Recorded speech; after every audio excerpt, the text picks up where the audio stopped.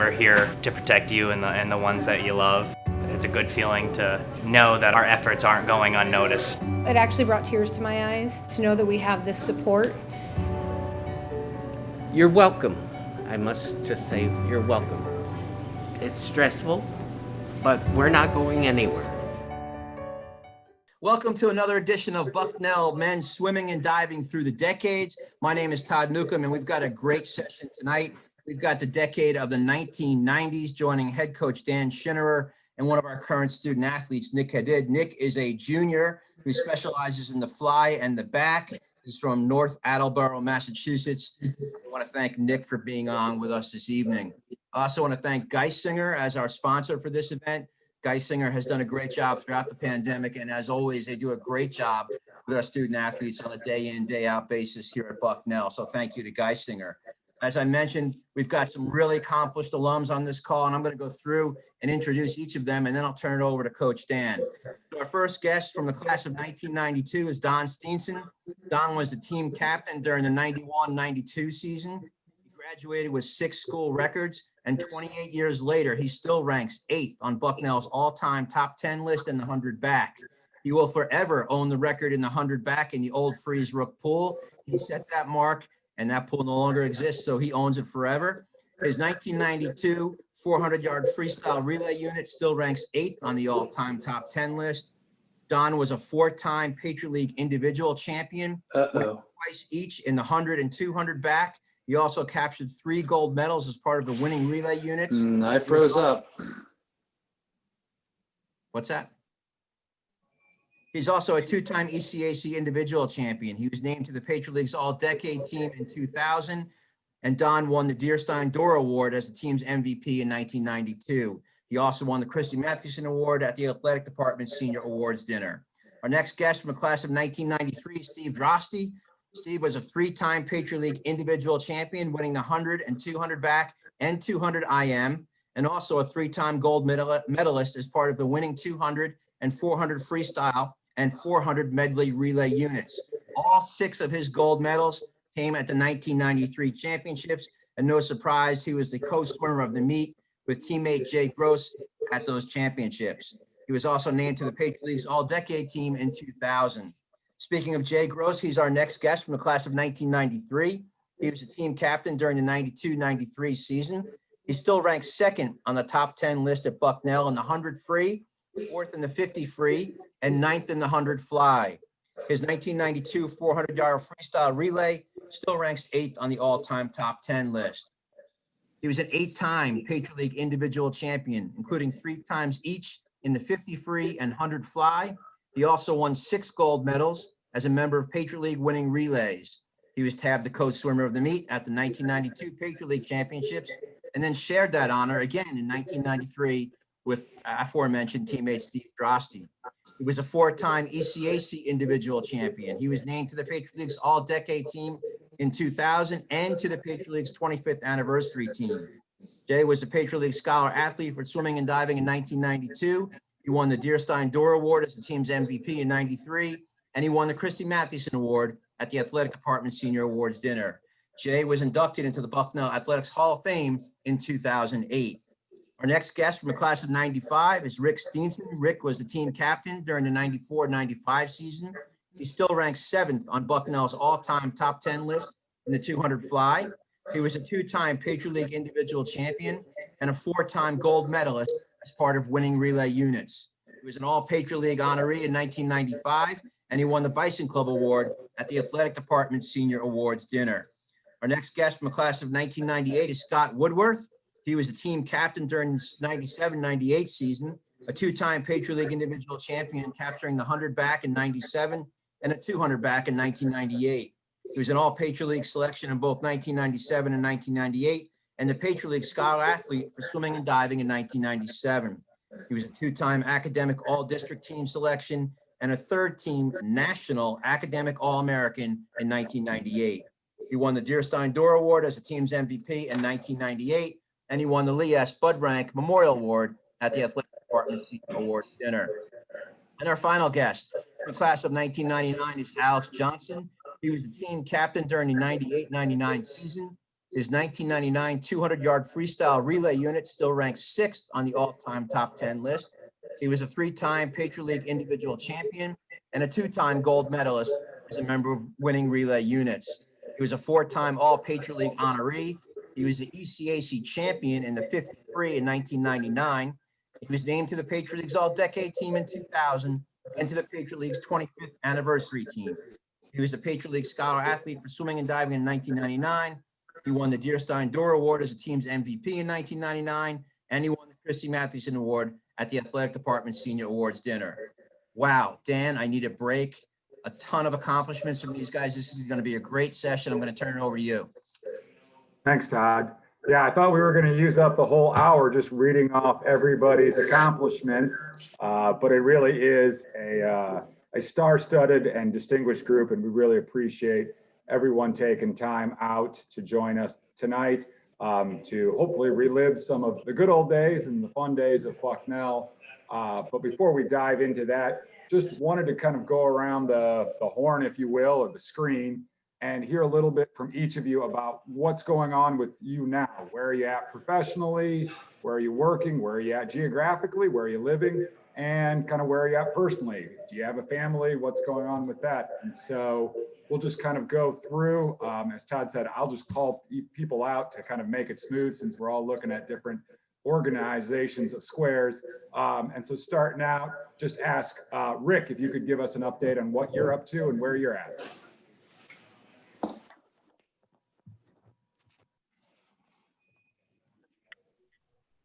Can you hear me all right? Rick, yep, there you go. Sorry about that.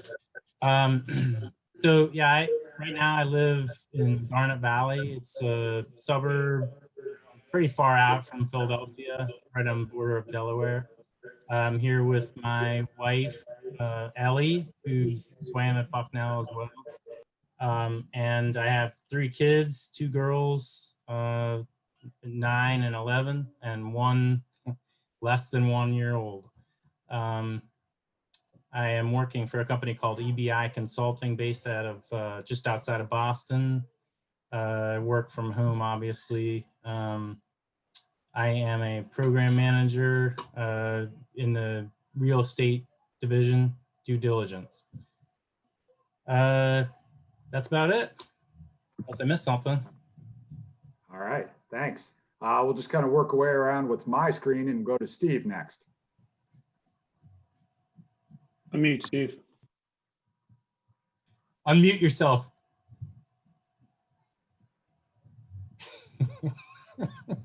Just leave them on. We know you're blind as me.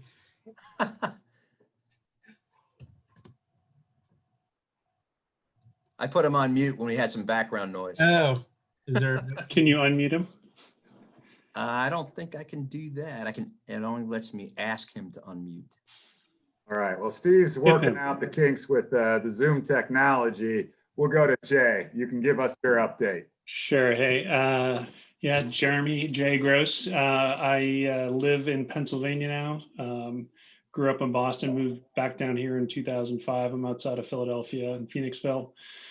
Married, have 2 kids. My daughter's applying to schools now. She's almost 18. My son's 21. Turned 21 a couple months or in September. I work at CSL Behring, a pharmaceutical firm here in King of Prussia, based out of Australia. I'm the head of network strategy. Still swimming, involved in the Masters swimming community here in Delaware Valley. Rick, you can join us. You're in our area. So, but other than that, yeah, enjoying Pennsylvania again. Great. All right, Steve, it looks like you figured out the ins and outs of this. Give you.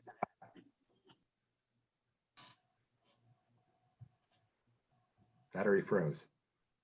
Yeah, He froze. he froze. All right. We'll go to Don then.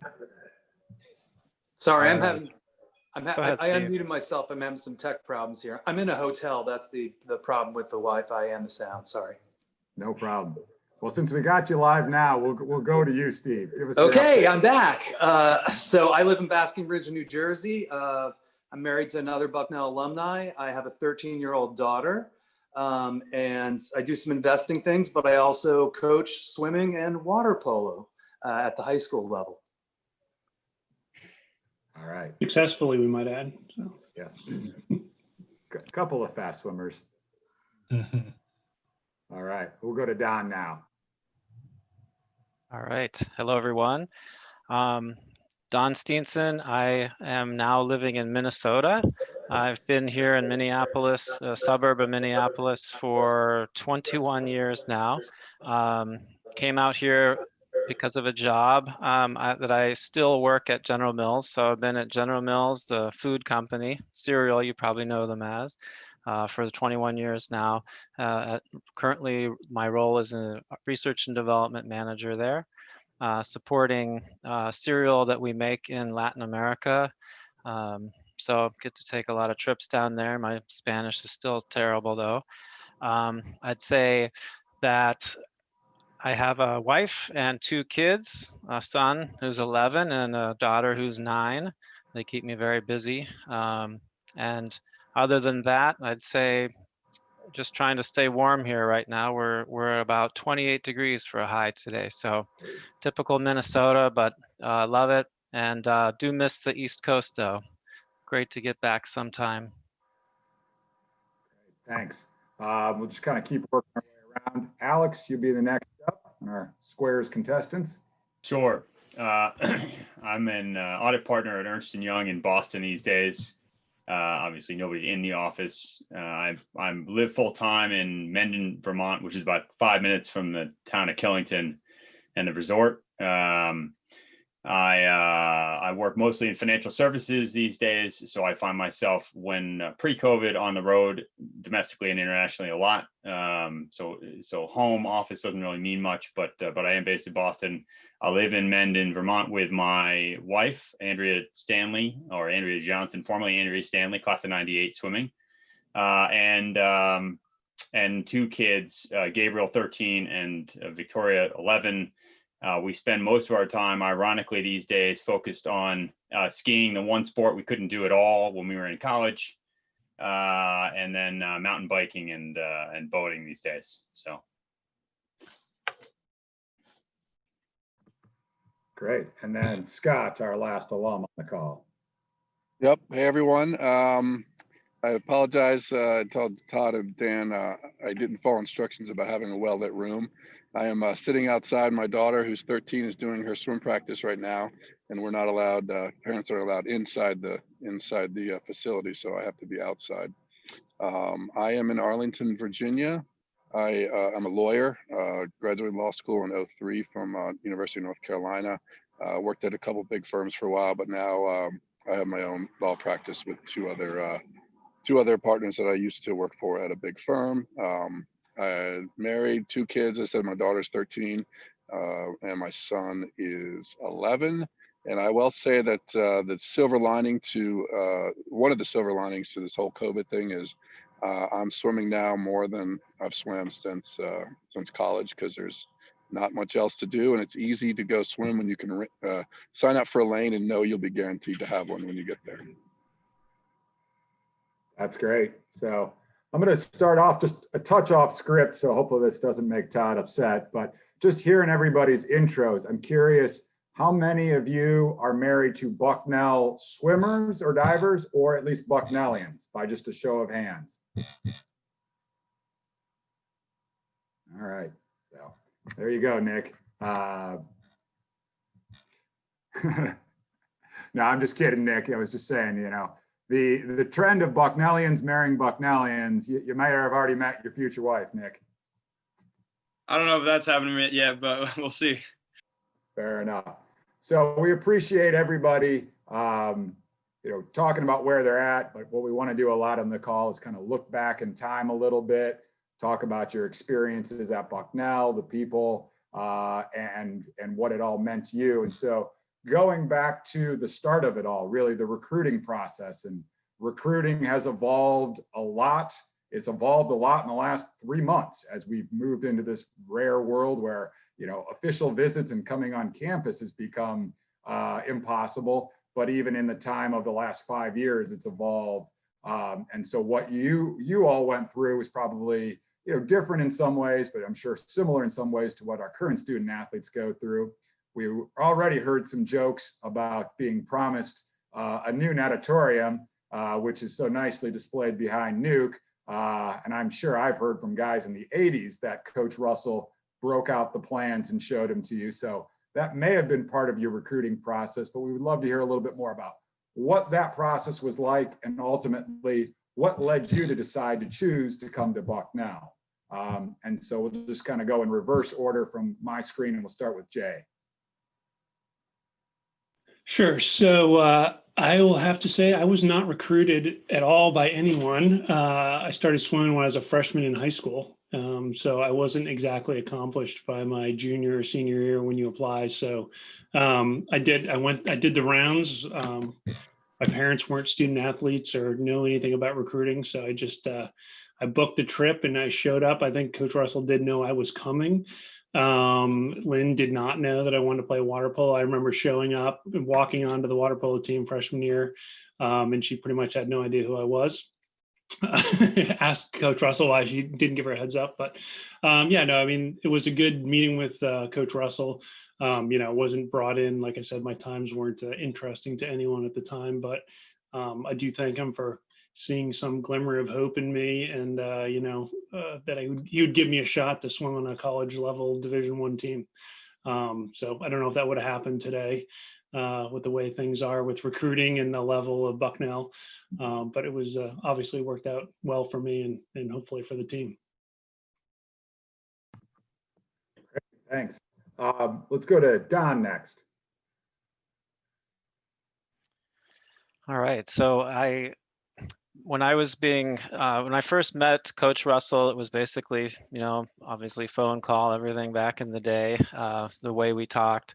And I had not exactly the same as Jay, but I wasn't super heavily recruited or anything. In fact, my junior year, I had gotten pneumonia right before our district high school championships and state championships. And so let's just say that raised my times a bit more, so they weren't exactly the best. But Coach Russell had the foresight to see what I had done even my sophomore and freshman year with times, and he was one that definitely he reached out and he made it really clear that he really wanted me to come to Bucknell. And honestly, even though I grew up in Western Pennsylvania, wasn't really familiar with the school, but did some research, and the more I looked at Bucknell, the more I liked it from an academic standpoint, and just investigating what it was like to be a student athlete there. And so I definitely took him up on the offer when he invited me to come to see the campus. I remember I got to stay with Rick Hutchison and John Ziegler, who at the time became future captains of the team, well-known captains. And I do remember too, it was Parents' Weekend, that weekend that I came. And so they said, it's probably going to be a little more tame than it normally is here, but you'll actually get to see, and visit things and do those types of things. So, and it was, I had a great time there and got to see the campus. And everyone who knows it's been there, it's the most beautiful campus you'll see anywhere, and that kind of was the cherry on the top for me. So overall, it was a great experience. I applied early decision because I was like, I know this is where I want to go, and so it literally was the only school I ever applied to, because I got in and I was like, that's it, we're ready to go. That's great. And I have personally coached a number of siblings in my 15 years now at Bucknell. I'm curious, Rick, was it a hindrance or did it help you to come to Bucknell? No, that was pretty much it. I mean, my whole recruiting trip was, yeah, I'm Don's brother. So, yeah, I mean, I stayed with Dietz Conzi and Grant McKnight.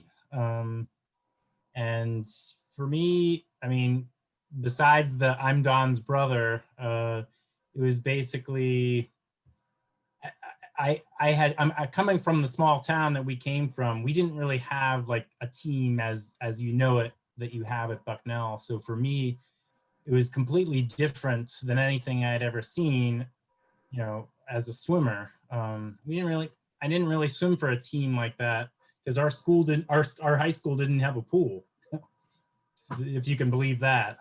So seeing a team and seeing the environment was all it took for me. I mean, I was at the time I was really relatively undecided, and I didn't really know what I wanted to do. But for me, I met Coach, and he was just a funny guy, and he wanted me because I was Don's brother, and Don was successful the years he had already been there, and I just really kind of fell into it that way. So it was pretty easy.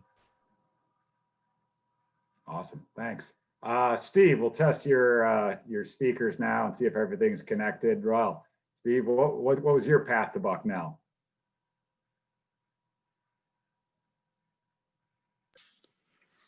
Now I'm an expert. Mine was kind of interesting. I went and looked at the school over the summer, and that was it. I never really did a trip. I went to boarding school, the better one than Alex, by the way, the arch rival school.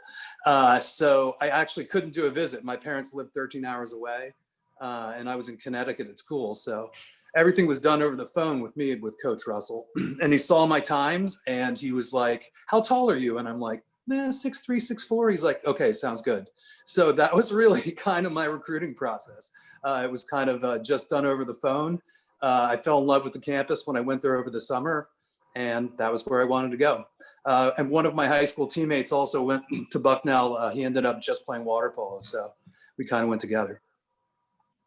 Yeah, it's amazing how much whether it's a sibling connection or a former teammate, but how big of a role that can play in recruiting. So, yep. Alex, tell us about your process. It was fascinating. I didn't have a connection to Bucknell coming in. But my dad worked in education and knew a lot of schools and said, "Hey, this is a good school. You got to take a look at it." I definitely had a conversation very early on with Coach Russell. I then was primarily recruited by Lynn, and then I deferred, which of course almost threw her for a loop because I told her I needed a year off, and I was a terrible student in high school. So thank God somebody wanted me because I didn't get my education side together until college. But I think when I actually came to campus, I don't think Coach Russell or Lynn were around. I think I actually met with the water polo coach, and I had gone to prep school and done water polo thinking I might actually do water polo at Bucknell. And then, so of course it made sense. I meet with the water polo coach, and then of course, never got on one water polo practice the entire time. So that clearly didn't work out, but no, it was a great experience. It was really warm and friendly environment to be recruited to. I think the thing that I liked about the process was, despite my willingness to my desire to take a year off, Lynn was very excited about it and very excited about the prospect. And basically said, "Hey, I understand. Let's make this work. And by the way, I'd like it if we could come up with a plan for how you get back in shape and come, tip top shape next year," because she knew I wasn't going to spend 12 months in the pool. And so, I like the fact that she was supportive of that, engaging in that, and really wanted to still see this through to a successful completion. And 4 years later, I was the only one to graduate in my class, the only senior swimmer. So it must have worked out. It must have kept me engaged, I guess. Yeah, a lot of different paths. Clearly, yours worked out ultimately in the end for you individually and for the team. All right, Scott, what was your path? I don't really have a profound story. I visited a couple of similar schools in the Patriot League and outside the Patriot League, and it came down to Bucknell and Colgate. And a couple other people on the call mentioned the campus, how beautiful it was, and it really, that probably was it. My visit was great. I visited in the fall. It may have been like Don. It may have been on a parents' weekend or homecoming. Had a great time. The swim team was great. And then I visited Colgate in the middle of winter on a freezing cold day. And the contrast between Bucknell's bright red brick buildings and Colgate's stone buildings in the snow, I think, that's not why I made a decision, but that's probably towards Bucknell more than Colgate. And it was an easy decision for me. And I was in the first class that Lynn's first class. So when I showed up was the first year she had taken over from Coach Russell. So I was pretty much recruited by her. Great, thanks. So I'm going to turn it over to Nick for a question now. I know Todd did the intro, but just a kind of quick reintroduction of Nick, if you will. Nick is a junior on the team currently. He's been a team's leading backstroker as a freshman and sophomore, and he is a civil engineer major. Go ahead, Nick. Hi, it's good talking to you guys. Crazy to see that some of these experiences are very similar to what it is 20 years later.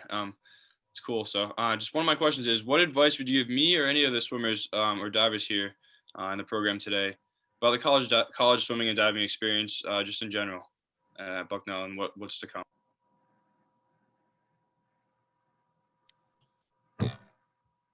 Anyone? I can start. So yeah, I mean, it was a great experience. I think the biggest lessons learned is, that you're going to have a great connection to everyone in your class and the other years. I think Frosty and I hadn't seen each other, and since we graduated, I think we got together for the Bucknell 60th swimming reunion a few years ago and reconnected. And it was like, we had been talking the whole time. Same as Rick was there and Don, and it was great. So I think the biggest thing is, even if you don't keep in touch with people every day, that it's a good connection. Certainly, put it on your resume. My current boss, who I just switched jobs so I wouldn't have to relocate.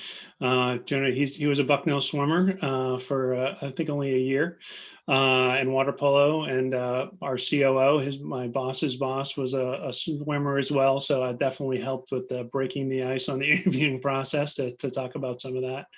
It was very nice. And the other thing is, you don't give it up. You're probably not going to make your living off swimming, but it's having moved around a lot of my life, master swimming, being on a team, it's a good way to connect with people, and it's not as grueling certainly as college swimming. You can do whatever you want, so don't be afraid to keep at it. Awesome. Okay, Thank you. I can add a bit more to that. Thanks, Jay. I'd just say, and this is something we actually talk about at General Mills, Tom, the mantra of work hard, play hard.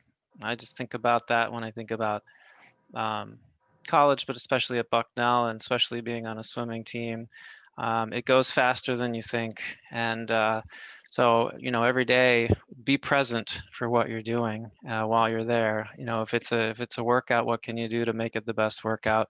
And then make sure you take time for yourself. Everybody knows when you're swimming, there's a lot of time that you need to put into that besides your academics. It feels like you don't have a lot of time, but make sure you give yourself time to be able to relax and be able to just get your mind away from everything. So the working hard part is important, but I think the playing hard and just enjoying college is equally important as you go through. Like I said, it goes fast, so every day keep that in mind. I can add.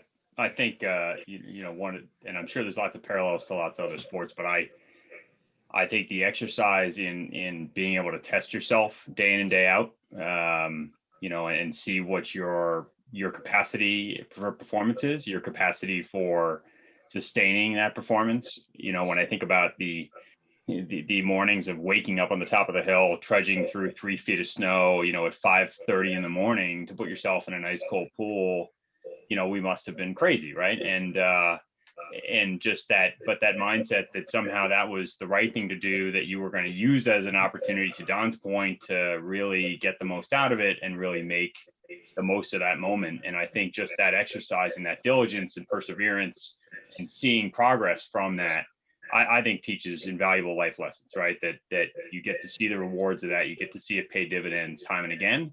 And I, it's frankly the same lesson I employ, in everything I do in my life, right? You sometimes you just end up in situations that are not the most comfortable, and you just, what can I do to make the most of this? What can I do to make this the most rewarding experience? I was just going to echo a couple points there. One, to Jay's point, like, even though we hadn't talked for a while, you do have like a lifelong brotherhood, and like, we hadn't seen each other in ages. We got back together, and now we have a group text thread that's active like daily. So just realize that you have friends forever. And I think Alex made an interesting point there. My point would be, stick with it. It's so hard. I'm still involved in swimming. It's so hard. You see these college swimming rosters where it's like 10 freshmen, 6 sophomores, before it goes all the way down. So it's really hard to be a student athlete, but I think it's really rewarding if you stick with it all 4 years. And it sounds like you're really talented, but even talented kids, sometimes it's hard to balance being a student and an athlete at the same time, but I think ultimately it's worthwhile. Yeah, I just echo everything. I mean, for me, it's just enjoy it. Have as much fun as you can, because as Don said, it's going to be over before you know it. But also work as hard as you can.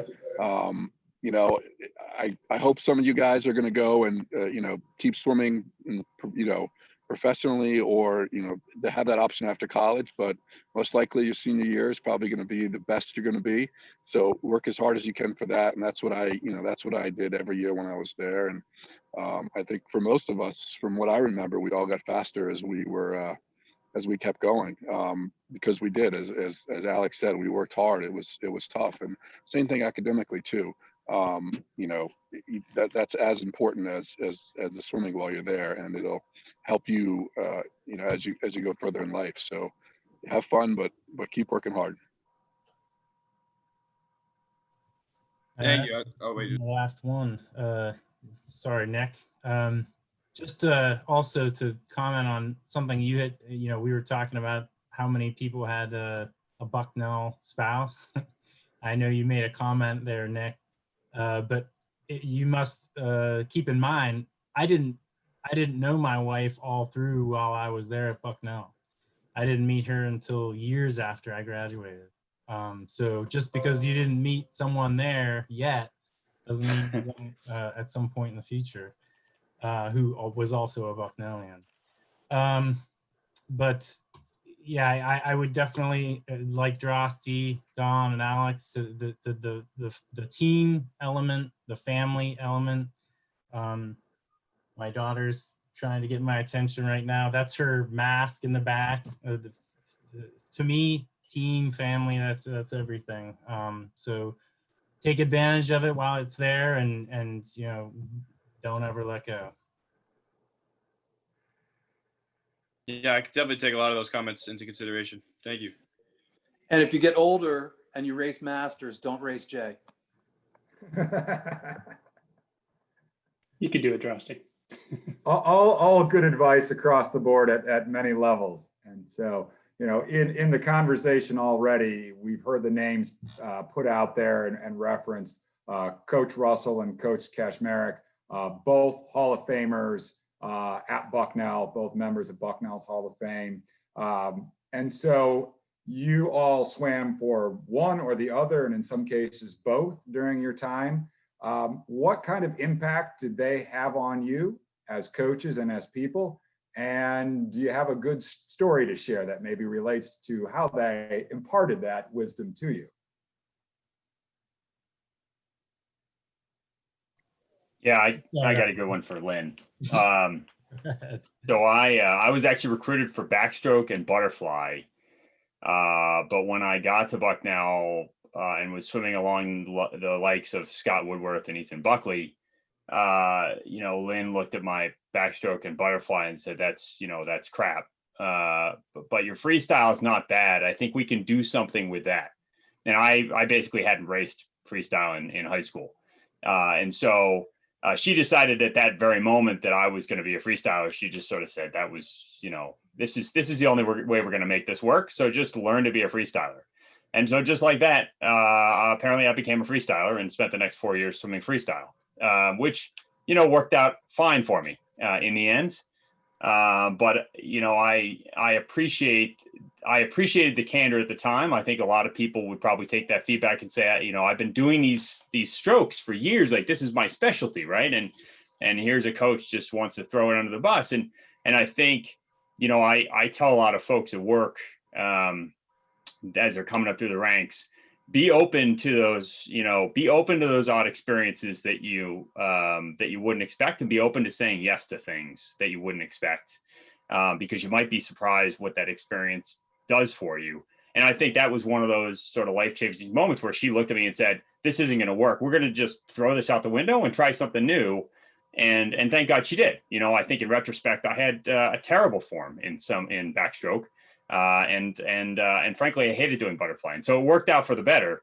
But I thought her candor was pretty typical for Lynn. I think she was pretty blunt in a lot of ways, and I think that was helpful in being productive and being excited about the sport. So I'll go on, Coach Russell. I wish everybody could know a guy like Coach Russell. That's the first thing. And I'll say, I certainly have a couple funny comments he made. I'm sure everybody that was on his team probably has lists written down if you're Stork. But the one thing he definitely taught was just a stoic discipline. We're doing it this way. That's the way I do it. And this is what we're going to do. And you just do it over and over and over again. And it works. At least at that time it worked. I'm sure you guys do something a lot more advanced at this point. But just a couple things that he said. I do remember there was one meet, and Don, I'm not sure if you were there or if this was my sophomore year, but I'm pretty sure Drosty and Jay were there. And we're sitting in our bleachers like we did before all of our meets. And he's talking to us about the meet the next day, or I think it was usually the next day. And Coach says, all right, guys, we're swimming against Lafayette. And our 2 relays, they're exactly the same, except ours is faster. That was one of them. And then, of course, you have the classic, he used to chew gum after he was told to quit smoking. He used to chew gum during practice, and he's getting us to go off the blocks for our swim practice, and he used to go, "Swimmer, shake your mark." Ah! And that's when you would dive in, and half the time when he did that, his gum would fall into the pool, and then he'd say, "Spaulding, go in there and get my gum for me. Give it back." And then I got, let's see, I know the best one, I'll say that for last. Our Florida trip. We're down in Florida for our training trip, and in the morning we were coming out of the locker room ready to jump in the pool, and Coach comes up to us, says, "Guys, I gambled and lost. Ruined a perfectly good pair of underwear too." And then we had to go in and swim in the 40-degree water, right, Don? Swim in the unheated pool because the heater was broken. It was like 40 degrees. Don and I turned blue. But that's my. Sure, I swim. I played water polo for Lynn and swam for Coach. So yeah, I played water polo for Lynn for 1 year before I figured out swimming was the way to go. But her first speech, and it was tough. Like I remember the first day was 10 100s on 110.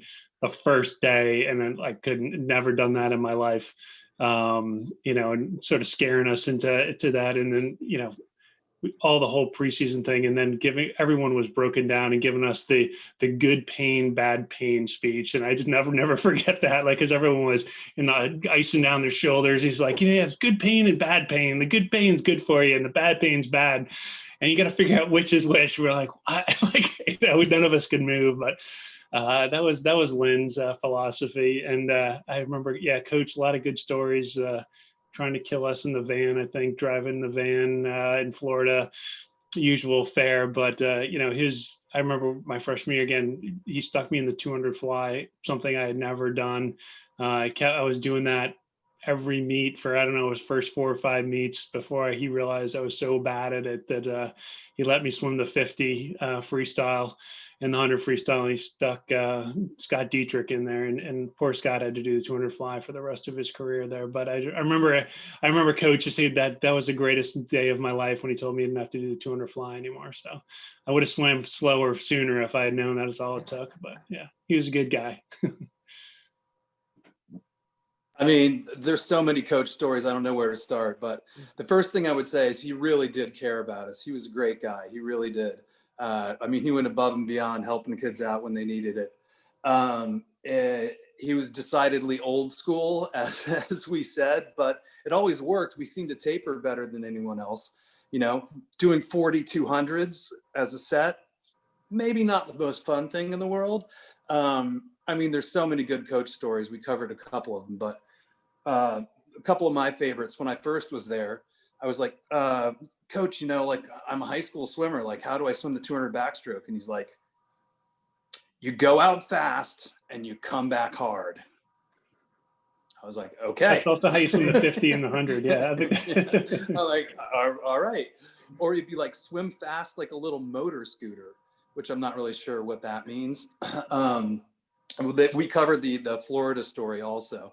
But I mean, Coach was just a great guy and he was hilarious. But one of my favorite ones was that we used to have a contest before our meets where we would throw a kickboard from across the pool, and the one that got it closest to the other end of the pool won the contest. And Coach would sit there and judge. Little did Coach know, the actual contest was we were all trying to hit Coach with the kickboards. So he was there judging where every single one of us were just hucking kickboards at him. So that was a funny Coach memory.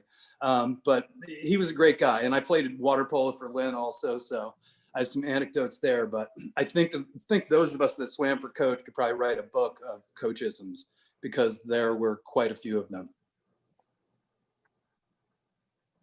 I can say a couple of things here. You know, one thing I remember about Coach is that he wasn't willing to take chances, tried different things sometimes. I remember my freshman year, he was willing to stick me in the medley relay as a freshman for backstroke. It was a big surprise because we had some really good backstrokers that were upperclassmen. And, you know, he could tell I was a bit nervous about that. And he's just like, just go out there and swim. So he always kept things very simple like that. You know, he wasn't a big philosopher or anything, and it made it easier at least. You know, you're okay. I know how to do that. I can swim. So that was him, and I think he was thoughtful a bit too. I remember my senior year, I didn't swim a lot of freestyle, but he put me first in the freestyle relays just so I could get a split on 100 free and a 200 free. I don't think I'd ever swam them in a dual meet my entire career, but he gave me a shot to at least do those one last time before I graduated. So there's little things like that I remember about him that you don't, at the time, it's not a big deal, but you realize later, like, he didn't have to do that. He totally didn't have to do that, but that was his choice. And so it's just one of the endearing things about him. I just want to piggyback. Oh, sorry. Can I add just one more thing? I just want to piggyback on that. I swam the 200 IM and the 200 backstroke every meet all 4 years of Bucknell, but I also swam on the freestyle relays. So that was nice of Coach. Sorry. Go ahead. Well, no, that's one of the things I was going to say. I didn't know Coach. I don't think I ever met him. Maybe when he came back. But you know, Lynn was the same way. I was primarily a backstroker, but I also wanted to be on those freestyle relays at Patriot League Championships. So she would always figure out a way to you know, last meet of the year or close to it, you know, allow me to do the 200 or 100 freestyle so I could get a time in there to do that. And you know, looking back too, I think with Lynn, and you don't realize this at the time because you know I'm just a freshman college swimmer, but Todd, you didn't know that. Was she the first Division I women's head coach for a men's team? Yeah, I think she was, and I think that's a really great accomplishment for her. And it was a transition was I think tough because Coach Russell was so loved by everybody there, and he'd been there for so long. But you know, she took it and she ran with it, and I think she fostered the same sort of family atmosphere that it sounded like was there before. I remember going to her house. We'd go to her house a lot for dinners. Her husband Scott he had some role at the school, something in housing or something like that. Her kids were young at the time. She'd always have everybody over for dinner. It was definitely a good family atmosphere, as it was with the Coach Russell, I think, and probably as it is now. And the hardest set I ever did, some people mentioned sets. We were in Florida. This is probably the only set I remember doing. It was 10 400 IM. And second practice of the day in Florida. We finished it. I was never a breaststroker. I was always ahead of Patriot Leagues after the backstroke. in the 200 IM and always last after the breaststroke. So those 10 400s killed me. Those are great memories and great stories. And Nick, what do you think about that as a backstroker? You think we should do 10 400 IMs? I stray away from the IM, but that scares me a little bit. But maybe one day. We'll see what we can build that into the training coming forward. But those are great memories from two great coaches, two Hall of Fame coaches. But also just wondering if you could share some memories, beyond the coaches. Just what are, if not the kind of biggest and most significant memory you have from being a member of the Bucknell Swimming and Diving team too? If it's not the biggest one that pops in your mind, just one of those ones that's one of the first things that you just recall of, like, this is really what the whole experience was about, or this is what really sticks out when I think about my time as a member of the team. I'll go first since I would last. I'd say for me, it was the whole season. I mean, when you showed up on campus, we may have even been a few days early, and you started right away with dryland, and you look forward to that after the previous season where you finished up in February and March, and then you took some time off, maybe to swim in the summer. You look forward to that. Then you come back in January for the month before everyone's back. And, even though maybe you were promised the recruiting trip, like you were a pool, some years there weren't recruiting trips, some years there were, so some years you were on campus, but it was awesome being on campus when nobody else was there. You had the whole dining hall to yourself. I mean, there may have been a couple other sports teams or some other things going on, but it was great. And then just gearing up for Patriot Leagues and, my time a little less for ECACs, but that was all, the whole thing was what I remember, the whole season. And then 3 months of doing nothing. Maybe you did a little bit of the spring water polo, maybe you didn't, but the whole sort of beginning to end for 4 years is what I remember.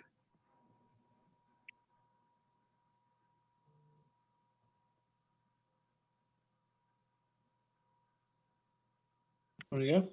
So, I'll go with a meet memory. My senior year, Patriot Leagues was at Colgate, and it wasn't my greatest meet in terms of I didn't do my best time in the 50, and I didn't do my best time in the 100.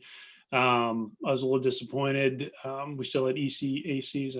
I forget, up in Buffalo, whatever meet that was, to go, but it wasn't great. But we had the 400 medley relay, I remember, and Lehigh was always our huge rival, and their coach was a former swimmer, a great guy, and we had a close relationship with them throughout my time there. And I remember they were well in the lead. Drosty was on that relay with me and Rick, and it was just I remember finishing that, and we won the relay, and just looking up, and this Bucknell team right there going crazy.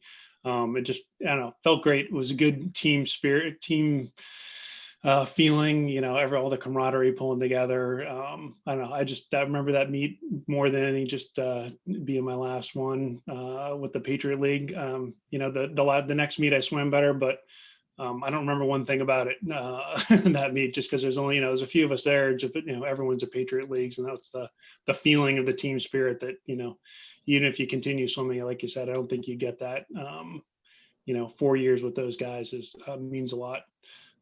That's my biggest memory. Well, you guys stole my thunder in both regards.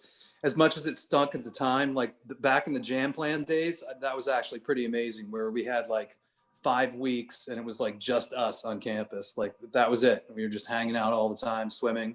It seemed horrible at the time, but it was great in retrospect. And that Patriot League meet was great. We won all 3 of those relays that Jay and I were on, and we shared being co-swimmers in the meet, which was really cool. I think we're the last ones to win from Bucknell, by the way. And I'd also like to add that Rick swam breaststroke, which was his worst stroke for the sake of the team. And that's why we won the relay, because Rick stepped up and swam breaststroke. So that was really cool, winning those relays at Patriots my senior year. Might have been cool for you guys. I had to swim breaststroke a bunch of times that year. And pole vault. Just so you know, Rick also pole vaulted for a year, and he was good. Like, I don't know if anyone knows that, so that was crazy too. Did not know that. Just my freshman year. Yeah, but just let me come on, super athlete. He was always the super athlete. So yeah. Yeah, we ran a dry land and the track coach was like, who the heck is this guy? And he ended up on the track team. It's for me, it's going to be the team aspect again. When I went to Bucknell and at the dual meets, like all the swimmers got together and did like a chant. For me, I was like, whoa, what is this? This is so cool. I've never seen this before. I had no idea that we were going to do that. Literally the first meet it totally took me by surprise. But I mean, every dual meet we did that all together. And do you guys still do that, Nick? I assume so. Yeah. Yeah, we have our own team cheer before every meet now. It's like, yeah. Yeah. Well, I mean, I never did that in high school because, again, we didn't have a pool or really a team. So that was huge. And like Jay said, the big meets, you have everybody rooting for you, running alongside the pool, the coaches swinging their arms. And for me, that was all new. And it was just amazing. Something I'll never forget. And, even to the point where, Jay, were you still there when we beat Drexel? Or was it, maybe it was another team. It was Coach's last year. Maybe you weren't there yet still. Yeah, Coach's last year. And we would have had a winning record, and Dietz Konzi finished a relay, and we won the relay. One of our teammates was so excited, Spalding, he jumped in the pool before the other team was done. Got our relay DQ'd, and we lost. I was there for that. It was my graduate year. Yeah, wasn't swimming, but I was there. I remember that. Now you mentioned it. That's how excited people get. He didn't even know what he was doing. Anyways, that's all I have. I used to love. Go ahead, Don. Go ahead, Alex. I was going to say I used to love. I think Steve alluded to it before. I used to love the number of meets that we'd go into where Lynn would sort of walk up to the team, the relay, one of the relays, and say, on paper, I don't know if we have this, but I feel good about it, and you're looking at the numbers and she's doing the math and she's like, yeah, on paper it doesn't work, right? But she's feeling good about it. And that's generally all it took. Like, I don't remember half the times that we actually got, but I do remember somehow our team had an uncanny ability of just pulling performances out of the vapor, right? Just finding a way to just stay ahead of that guy in the lane next to you long enough to hand it off to the next guy. And like, there were definitely races we should not have won in any scenario. And I don't know if we could ever do that swim again if our lives depended on it. But in that moment, you found a way with those three other guys on the relay to just pull together some ridiculous performance. I'm pretty sure Scott was in a couple of those. But just an amazing feeling to know that, going in, it doesn't make any sense, but it comes together. Yeah, I was just gonna make another comment about the days of the Jan Plan, and one of my biggest memories is just every year you knew that your life could, for a short period at least, be a lot of basically swimming, sleeping, eating, not a lot else besides those things. And the thing about it is you were eating with your fellow swimmers, you were swimming with your fellow swimmers, and so you were just spending a lot of time with them. And I just remember that was such a bonding experience because you're just getting beaten up like crazy, doing crazy amounts of yards every day. And just spending all that time, like everyone said, in an empty cafeteria, you're the only ones there. And I just remember feeling really great about how close the team was when we would go through that. And it just brought us together for that taper time when you get ready for championships. And the other memory I have is, my senior year in '92, when a lot of these guys here were there for that at West Point. And I just remember, between Jay winning, I think all of his events, and Margaret won all of her events, and the men's and the women's relays just were dominant there. They played Ray Bucknell so many times in that meet. I just remember, I'm wondering what the other schools must feel like just hearing this song over and over again in the awards ceremony, because every time it felt like it was Bucknell, and that was pretty cool, just getting to hear that and see that success that we had.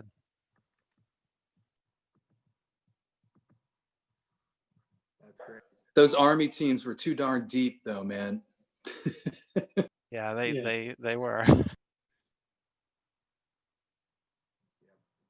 I know we're getting towards the end of the time, but I also want to make sure we get a couple more questions in. So I want to kick it back over to Nick to talk a little bit about, or asking for a little bit more advice as he and his teammates are thinking ahead. Yeah, as Dan said, I'm going to civil engineering. So just so what advice would you guys have about networking and finding the right job after Bucknell? Sure. As a fellow civil engineer, I think Rick was a civil engineer too, right? Yeah. I think maybe still doing it. Yeah, don't plan on doing civil engineering for your whole life. My dad told me when I went, major whatever you want, I guarantee you won't be doing it, and for their whole life. And he was right. I did do civil engineering, got my license in structural engineering, but I guess life happens and you kind of meander around. I think as some of the other guys on the call said, don't be afraid for a new experience. Get into something different and new. I've been in pharmaceuticals now for 20 plus years. Didn't learn anything about that at Bucknell specifically, but I think Bucknell's a good school. Even if your boss didn't go there, you can get a job. They recognize that you can think on your feet. But I've had people reach out to me, swimmers and non-swimmers through LinkedIn, on the app. It's a great connection. Don't be afraid to reach out, right?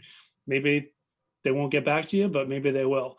I know it's going to be a tough job market right now for graduates. But yeah, I think Bucknell's a great connection. It's a small school, right? Chances are somebody that knows somebody. I would say leverage that. Don't be afraid to talk to people. And even if they're not hiring, get advice, ask if they know anyone, network around. We're always glad to help. Yeah. As someone who has done recruiting for 12 years now at my current role, on-campus recruiting, I'd say one thing that don't ever undersell is the experience you had as a swimmer and what that taught you, and how much the skills you have to be a successful swimmer will help you be successful in life. The perseverance, the determination, just the will to continue to move forward and make yourself better.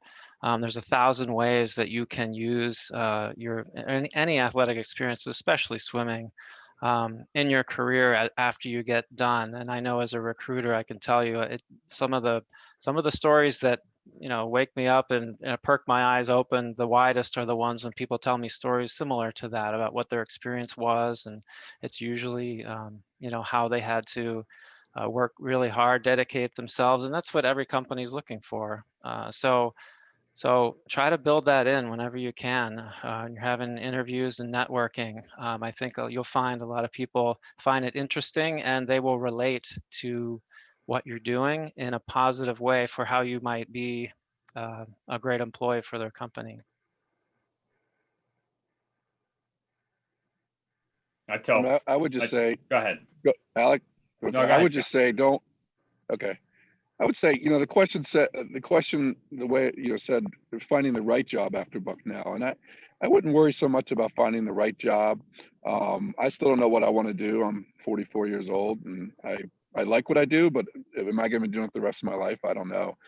It's for me, it's the people that I work with the most, and don't rush either. I didn't have a job after I left Bucknell. I had some interviews, I had some offers. They weren't exactly what I wanted. So I took the summer off and drove around the country with my friends.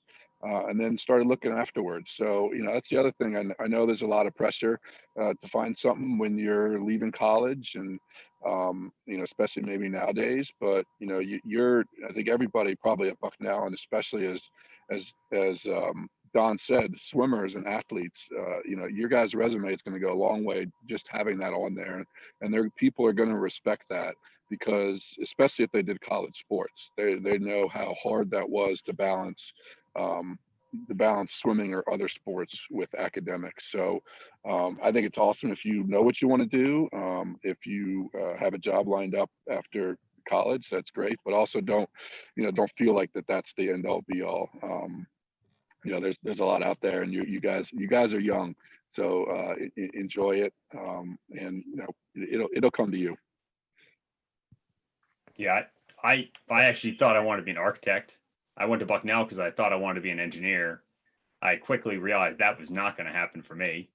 A lot of things changed when I got to Bucknell. And I guess to Scott's point, to add on to Scott's point, I would say, you may not know what you want to do when you leave. What I do advise a lot of folks is always be thinking about what that next opportunity will do for you, whether or not that's the right opportunity long term, right? Because lots of opportunities you may go into lots of opportunities not believing they're going to be long-term opportunities, but they themselves may set you up for a good opportunity down the road, or if nothing else, may, to Scott's point, enlighten you that that's something you don't want to do, right? And even that's valuable in and of itself, right? We don't want to spend our lives doing something we don't enjoy, and so just getting that experience. So understanding what you like and you don't like, and using those opportunities to their fullest at the time, that's helpful. The other thing I'd couple with that is, whatever it is that you choose to pursue after college, make the most of it and work hard at it while you're doing it, right? I think the biggest disservice anybody can do to themselves in trying to figure out their career path is to sort of give up on something because they're not passionate about it, which unfortunately has the equal effect of limiting their options thereafter, right? And so the best thing you can do is, whatever you do, wherever you end up, pursue it with a lot of vim and vigor when you get out of school. Whether you like it or not, use it as a learning experience if you don't. Use it as a stepping stone to something else if you don't. But at least if you've done a good job, you've performed well, and you've been passionate about it, at least you'll set yourself up for a better opportunity down the road. And you'll have people that you will have worked with that'll speak highly about you and give you good recommendations on that next step of your journey. What you don't want to do is, you don't want to get out of here, choose a job, say, oh crap, this isn't for me, sort of go about it half baked, and then look for the next, miracle cure opportunity. So just, be excited about what you have in front of you, use it as a learning experience, and then really leverage it into something else if that's not the perfect lifelong goal. I'm going to give you a really cliched response. I also studied birds and plants, so I'm not sure what an expert I am on civil engineering. But I did teach for many years, and this is maybe cliched, as I said, but it's true. But I think you should keep in mind you're learning the process of learning, not as much the facts that you're learning, but you're learning how to learn. So even if it's not engineering, like Jay was saying, like, you are building a skill set as to how to assimilate information, as much as it is the data that you're actually downloading into your brain. That would be my 2 cents. You're here. I would say even more so. What Drosty said is definitely, we talk about it all the time. My wife and I both went to Bucknell. You learn how to get yourself to learn at Bucknell. Most of the stuff you actually learn, like the facts and stuff, especially in engineering, Jay, you're not going to use any of that, because by the time you're 5 years out, all that stuff's going to be, all the calculations we did on paper, they don't do any of that anymore. It's all software. And I know there's concepts and theories and all that, but things change. Things are changing faster and faster. When I was in school, we didn't have the internet. You can use LinkedIn now. You as a student can go out, use this LinkedIn system, find all the Bucknell students and where they are. And it's I don't remember who mentioned it earlier. Use it. Jay, I think he said, use that. Contact Bucknell people, because I'll tell you what, even though they may be strangers to you, if you tell them you went to Bucknell, you're a Bucknellian, and especially if they were in the same sport or a sport and they were in a sport, they would, even if they couldn't help you themselves, they'll find someone that can, or they'll know someone that can. Because a lot of these companies, they're asking their own employees to find someone to fill positions. That's almost always the first place they look. They say, hey, anybody in the company, you know, here's all the open positions. Does anybody know anybody to fill these things? And so there's a lot of Bucknellians out there that are getting these things, and a lot of them are entry level. And so I would say use the technology, use the LinkedIn, use the internet. There's so many ways to use that now. That's great. Todd, correct me if I'm wrong. I know we're getting close, but hopefully we got time for one more question. And hopefully all you guys have time for one more. It's been a great group, great stories, great advice, and in some ways just a great testament to Bucknell as a school. Last question we'll have for everybody is, who was a teammate that you respected or admired the most during your 4 years, and why?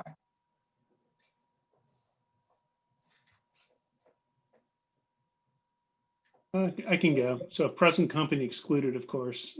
That would be awkward. I have 3 on the call now, but I think it was made. So John Ziegler was, he was a couple years ahead of me, but he was, I think, the first person that I met when I came early for water polo.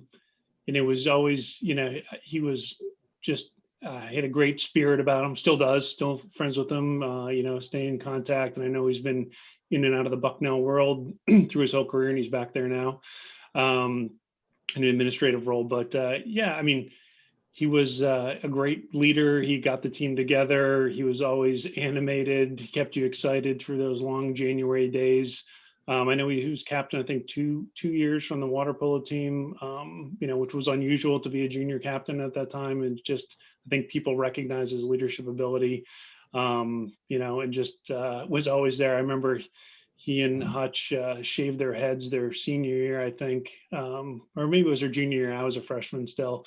And I just remember thinking that as I sat there bald with my shaved head, not being too excited about that decision at the time that they came in with that. It was just, I don't know, it was a good spirit of camaraderie. Always made me feel welcome as a freshman, which, you know, you always feel a little displaced from your home and don't know anyone new, but he really made the transition great for me my freshman year. I got to get mine in real quick. I don't know if we're allowed or not, but mine was Margaret Grunau. She's, you know, obviously a female, but she was a fantastic teammate. She was extremely friendly, outgoing. I mean, just the nicest person I think I had ever met in my life. And she was an amazing swimmer. I mean, she had all the records. She was totally humble, even though she was always the fastest person in the pool. She never talked about it at all. She just did her thing, and made everyone feel welcome. There was no one on the team, no matter how slow or fast you were, that she didn't want to talk to. And she was definitely by far the one I looked up to the most.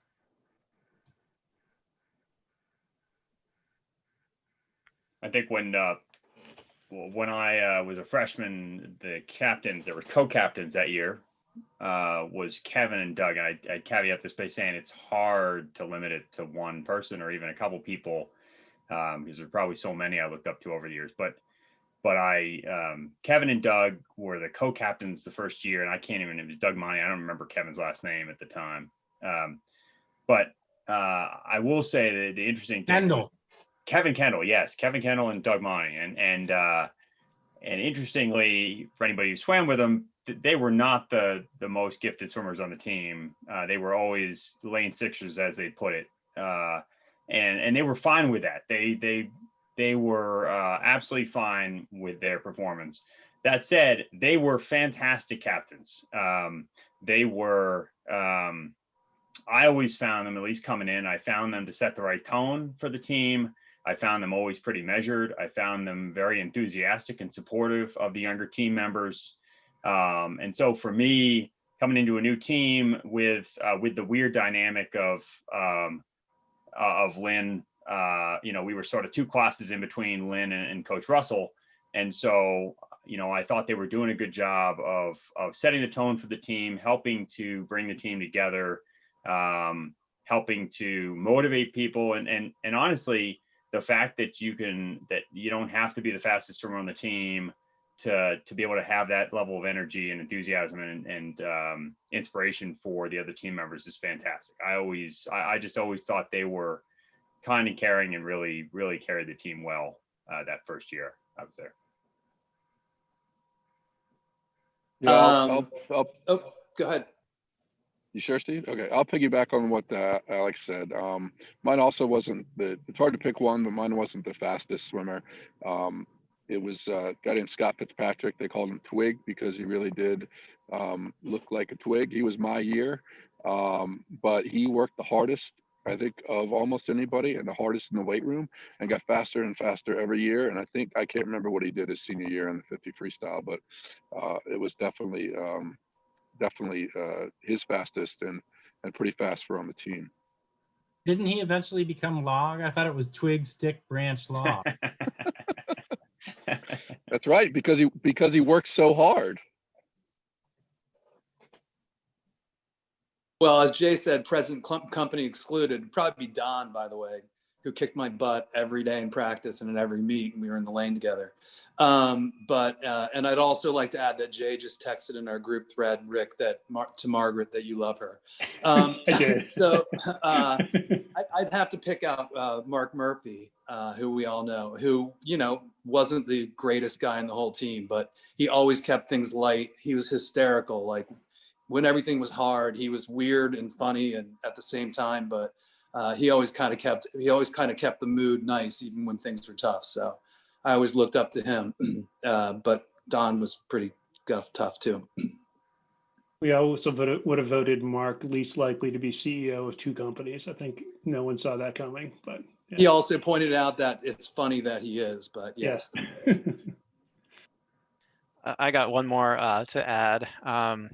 Some of you remember David Dunlap. Yeah, he would have been Jay, you would have been a freshman. Steve, you were there. Yeah. David Dunlap, AKA Weekender. I'll let you figure it out why his nickname was Weekender, but I'll tell you that this guy epitomized working really hard and the rewards of working really hard. Again, not the fastest guy on the team, was never going to be on the A relay. This guy was a chemical engineering major, which I think most would agree at Bucknell, most schools, is the toughest major you're going to have. This guy got amazing grades, and he still was there every practice. He never missed a practice ever, and he worked hard in every practice. And for me, he was a junior when I was a freshman. I just remember seeing him as this guy just work his butt off every day and get better, and knowing the workload he had in his classes.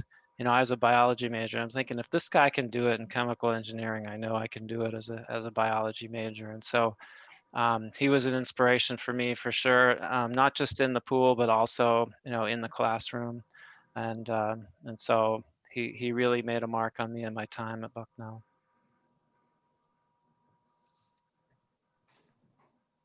Awesome, thank you. I'll kick it back over to Todd. All right. Well, thanks, Dan. And first of all, let me just turn our attention to Nick. And Nick, want to wish you the best of luck with the rest of the semester. We are all keeping our fingers crossed that come this winter and spring, you are competing in that pool behind me and kicking some butt in the Patriot League. We don't know what's going to happen, but we are certainly going to be cheering for you if that's the case. So good luck to you. And guys, the decade of the 90s, I spent that whole time in the Patriot League office in Bethlehem.